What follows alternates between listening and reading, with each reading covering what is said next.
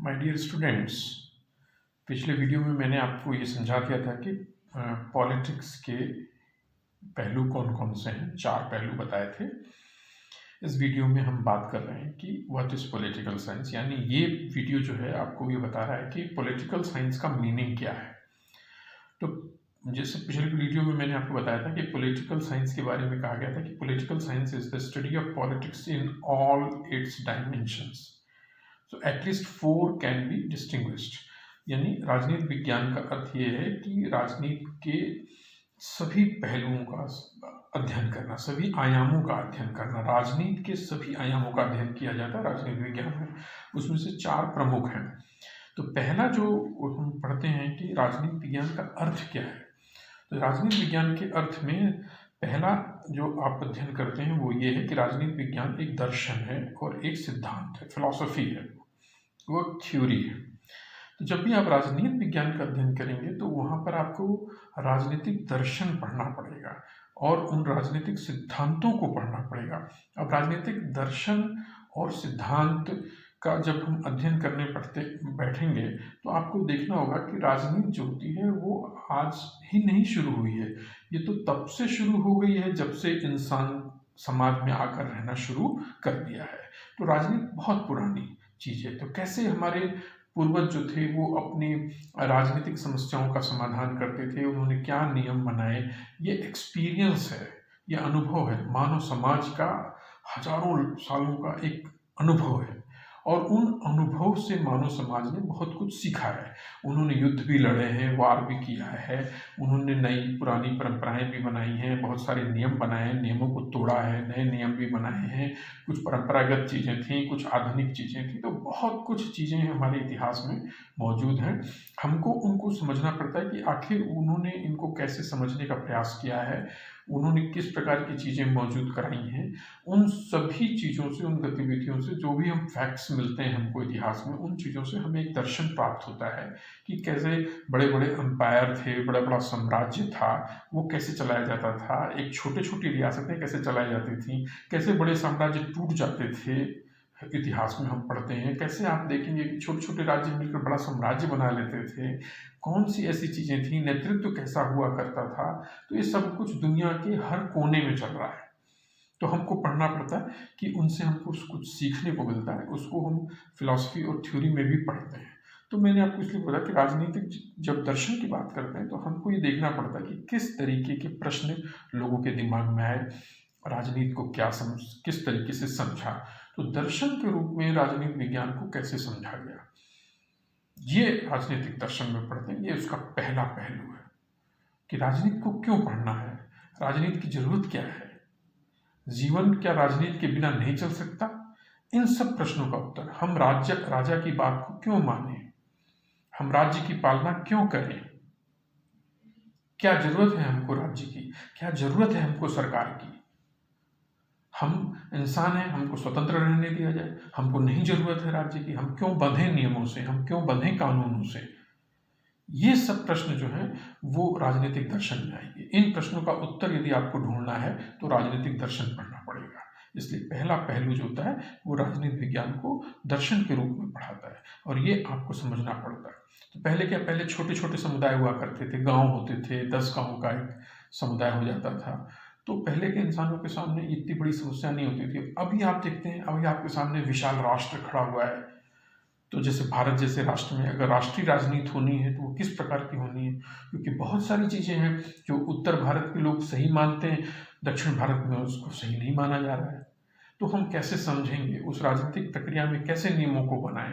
आप बार बार पढ़ते हैं कि विविधता है, विविधता है, विविधता है, विविधता में एकता ढूंढते हैं। कैसे विविधता को मेंटेन किया जाएगा, कैसे एकता महसूस की जाएगी, उसके लिए क्या नियम होने चाहिए, किस तरीके का व्यवहार होना चाहिए। इन सब चीज़ों के बारे में अगर आपको जानकारी प्राप्त करनी है तो आपको राजनीतिक दर्शन पढ़ना पड़ेगा। और राजनीतिक दर्शन में इंसान ये जो है पढ़ता है कि किस तरीके से एक अच्छा जीवन व्यतीत किया जाए। जैसे आप पढ़ेंगे, जब आप ग्रीक सिटी स्टेट के बारे में पढ़ेंगे, प्लेटो अरस्तू के टाइम में पढ़ेंगे, तो प्लेटो ने ये प्रश्न पूछा, व्हाट इज गुड लाइफ। उसने कहा अच्छा जीवन क्या होता है। आज से 2500 साल पहले उसने कहा what is good life, good life किसे कहेंगे और गुड लाइफ के लिए राजनीति की क्या जरूरत है।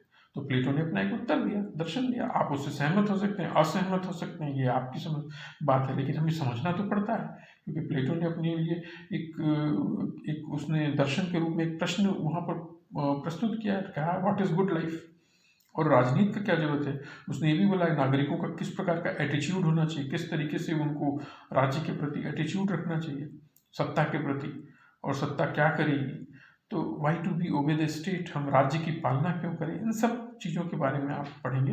वो उत्तर अगर चाहिए तो आपको राजनीतिक दर्शन पढ़ना पड़ता है। ये एक बहुत लंबी हिस्ट्री, प्लेटो, अरस्तु, Hobbes, Locke, Rousseau, Machiavelli, Marx, Laski, यहाँ तक ऐसे ऐसे थिंकर्स के नाम आएंगे जो आपको वेस्टर्न पॉलिटिकल थिंकर्स के बारे में बात करते हैं। और हम लोगों को वेस्टर्न फिलॉसफी भी पढ़नी पड़ती है और हमें इंडियन पॉलिटिकल फिलॉसफी भी पढ़नी पड़ती है कि किस तरीके से वेस्टर्न साइड में वेस्टर्न पॉलिटिकल फिलॉसफी के लिए इसलिए पढ़ना पड़ता है आपको, क्योंकि आपकी जो आधुनिक जीवन है वो वेस्टर्न मॉडर्न इंस्टीट्यूशंस में चला है। जैसे डेमोक्रेसी है, लोकतंत्र का नाम सुनते हैं, तो लोकतंत्र जो है वो वेस्ट में इसका जन्म हुआ है, वेस्टर्न सोसाइटी में जन्म हुआ है। संसद का नाम सुन रहे तो वेस्ट में जन्म हुआ है।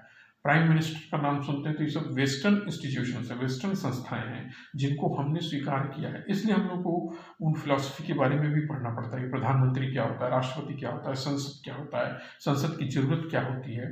आप देखेंगे आर्मी के बारे में बात करेंगे तो आर्मी का जन्म भी जिस तरीके के पद लिखे हुए हैं, लेफ्टिनेंट जनरल, कर्नल, आप पढ़ते रहते हैं, तो ये सब पद यहाँ के नहीं है, ये भारतीय भूमि पर नहीं है, ये सब कुछ भी वेस्टर्न सोसाइटी से आ रहे हैं, वेस्टर्न सॉइल से आ रहे हैं। तो हमको पढ़ना पड़ता है कि किस प्रकार से आर्मी को रखना है, क्या करना है, उनका क्या संबंध होना चाहिए, लोकतंत्र में आर्मी का क्या रोल है, ये सारी चीज़ें सबको बारे में उत्तर जानना हो तो आपको राजनीतिक दर्शन पढ़ना पड़ता है। अभी फिलहाल इतना ही। तो पहला पॉइंट ये है कि पॉलिटिकल साइंस जो है वो एक दर्शन के रूप में और सिद्धांत के रूप में भी पढ़ा जाता है। दूसरा पहलू जो राजनीति विज्ञान के बारे में पढ़ा जाता है कि राजनीति विज्ञान जो है वो विवादों का अध्ययन है, स्टडी ऑफ कॉन्फ्लिक्ट है।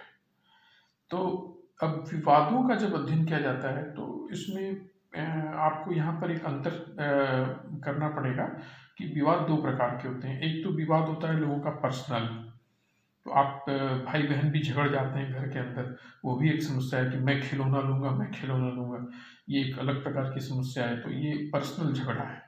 लेकिन कभी पब्लिक लेवल पर भी होता है, और पब्लिक लेवल पर होता है, आप देखते हैं कि एक जाति के लोग दूसरी जाति के लोगों से गांव में खिंचाव हो गया है, झगड़ा हो रहा है, तो वो जो है वो पब्लिक लेवल पर झगड़ा हो रहा है। तो आपको एक अंतर करना पड़ता है कि जब यहाँ विवाद का अध्ययन लिखा जाता है तो यहाँ कोई पर्सनल विवाद का अध्ययन नहीं हो रहा है, यहाँ सिर्फ और सिर्फ सार्वजनिक विवादों का अध्ययन किया जाता है। तो एक तो आपको ये समझना है कि सार्वजनिक विवादों का अध्ययन कैसे होता है।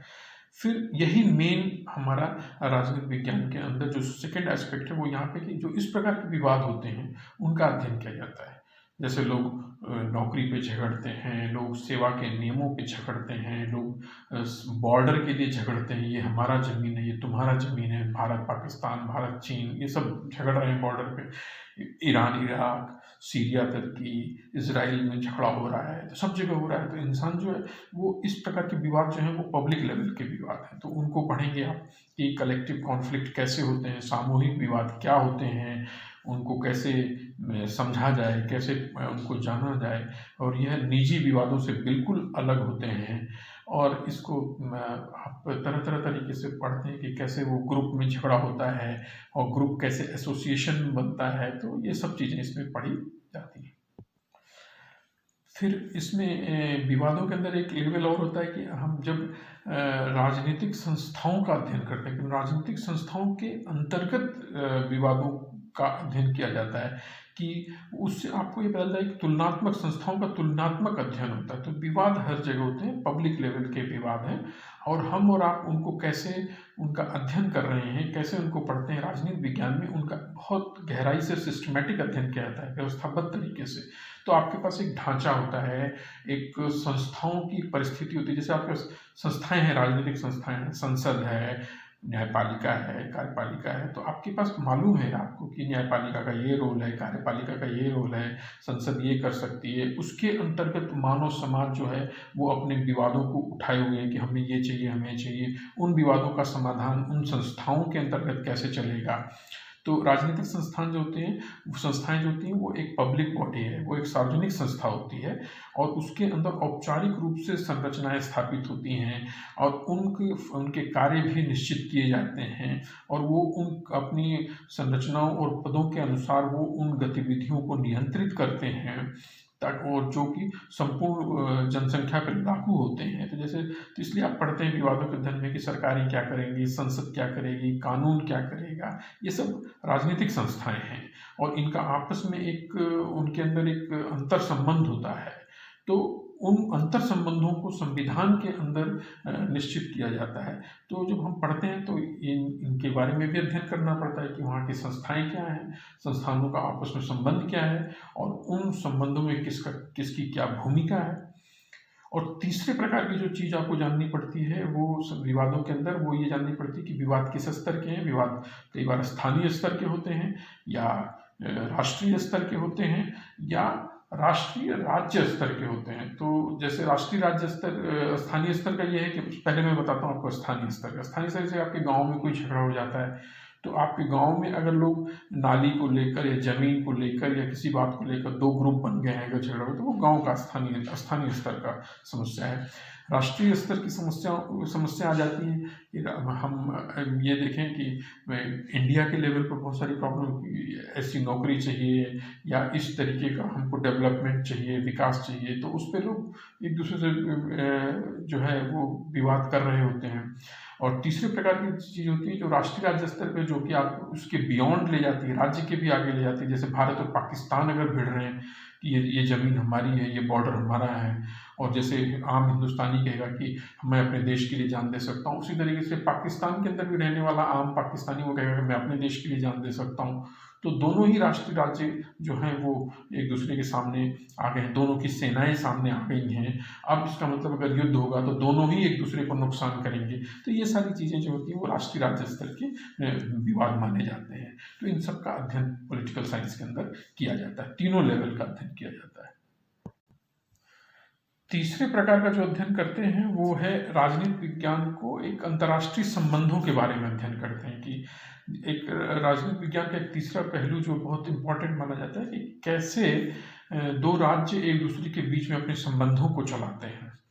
और कई बार राजनीतिक विज्ञान से अलग हटकर बड़े बड़े विश्वविद्यालयों में इसका एक अलग ही विभाग होता है जिसको हम डिपार्टमेंट ऑफ इंटरनेशनल रिलेशन पढ़ते हैं, क्योंकि ये बहुत महत्वपूर्ण होता है समझने के लिए। तो इसको पढ़ने का तरीका ये होता है कि हम पूरी दुनिया को अलग अलग एरिया में बांट देते हैं और उन एरिया में जाकर फिर उन एरिया की स्टडीज़ पढ़ते हैं। जैसे अगर साउथ एशिया में आप स्पेशलाइजेशन कर रहे हैं तो आपका सारा फोकस इसी चीज़ पर रहता है कि भारत, पाकिस्तान और बांग्लादेश और इनके बीच में किस प्रकार के संबंध स्थापित हो रहे हैं। यदि आप अमेरिकन स्टडीज़ कर रहे हैं तो आप पढ़ेंगे कि अमेरिका के अंदर किस प्रकार का समाज है, कैसा कल्चर है, किस तरीके की वहाँ पर क्या कहते हैं परंपराएं हैं, वहाँ के नियम क्या हैं, उनकी राजनीतिक संस्थाएं कैसी होती हैं और वो अपने विवादों का कैसा अध्ययन करते हैं, वहाँ के कानून क्या हैं, वहाँ के नियम क्या हैं। तो ये सारी चीज़ें आप उसमें डिटेल में पढ़ते हैं। तो ये इस तरीके से दुनिया को अलग अलग एरिया में बांटा जाता है, उसको हम एरिया स्टडीज़ के नाम से जानते हैं। और फिर एरिया स्टडीज़ में जो होते हैं विद्यार्थी उसके अंदर वो पढ़ते हैं और रिसर्च करते हैं, इसलिए आपको एक बहुत महत्वपूर्ण विषय हो जाता है अंतर्राष्ट्रीय संबंध का। और चौथा जो अध्ययन करते हैं राजनीतिक विज्ञान में वो पढ़ा जाता है संस्थाओं का अध्ययन। संस्थाओं का अध्ययन होता है कि कैसे जो है आप नीतियों का निर्माण होता है, कानूनों का निर्माण होता है। तो आप उनके अंदर जो भी राजनीतिक संस्थाएं होती हैं उनके बारे में पढ़ते हैं, वो चाहे किसी भी समय की रही हो। तो राजनीतिक संस्थाओं का अध्ययन करते हैं। जैसे आप अक्सर पढ़ते हैं कि कानून बना, तो आपको मालूम है कानून संसद से बनेगा, संसद में 2 सदन होते हैं, किस तरीके से वो कार्य करेंगे, कौन सा बिल कहाँ प्रस्तुत किया जाएगा। तो इन सब चीज़ों के बारे में पढ़ते हैं, नियम। फिर उनके बारे में और विस्तृत जानकारी लेते हैं कि क्यों वहीं पर ही प्रस्तुत किया जाए, कहीं और क्यों नहीं प्रस्तुत किया जाए, कानून सड़क पर क्यों नहीं बन जाता, कानून कहीं और क्यों नहीं बन जाता। ये सारी चीज़ें, या सिर्फ जो है एक व्यक्ति ही क्यों नहीं कानून बनाता, इतने सारे लोग मिलकर क्यों कानून बनाते हैं, ये सब चीज़ें, संसद चलाना क्यों इम्पोर्टेंट है, संसद के हमेशा संसद सत्र को चलाने के लिए विपक्ष क्यों मांग उठाता है और क्यों सरकारें जो हैं संसद में जवाब देने से कतराती हैं। तो इन सब चीज़ों प्रश्नों का उत्तर पढ़ेंगे जब आप, तो आप तभी जान पाएंगे उन प्रश्नों का उत्तर जब आप संसद के बारे में जानकारी रखेंगे, जब आपको मालूम होगा कि संसद क्या होती है, उसका उद्देश्य क्या है, वहाँ पे पक्ष और विपक्ष क्यों बैठेगा, संसद को चलाना जरूरी क्यों होता है, संविधान ने क्यों कहा है, प्रधानमंत्री या किसी को भी अपनी रैलियों में जो कुछ भी कहता है वो अलग चीज़ होती है, लेकिन उसे संसद में आकर जवाब देना क्यों मुश्किल होता है, ये सारी चीज़ें भी आपको समझनी पड़ती हैं। तो ये तब पढ़ेंगे जब आप संस्थाओं का अध्ययन करेंगे। तो चौथी चीज जो है पढ़ी जाती है कि पॉलिटिकल साइंस को स्टडी ऑफ इंस्टीट्यूशंस के रूप में भी जाना जाता है। तो इस प्रकार ये टॉपिक जो है कि व्हाट इज पॉलिटिकल साइंस, ये आपका टॉपिक इन 4 प्रकार के अध्ययनों के बारे में बताता है और हम समझ पाते हैं कि मीनिंग ऑफ पॉलिटिकल साइंस क्या है। मीनिंग ऑफ पॉलिटिकल साइंस इन 4 प्रकार के अध्ययनों का समुच्चय है। इन्हीं को ही हम राजनीति विज्ञान के अर्थ के नाम से जानते हैं। तो आज के इस वीडियो में इतना ही। Thank you so much.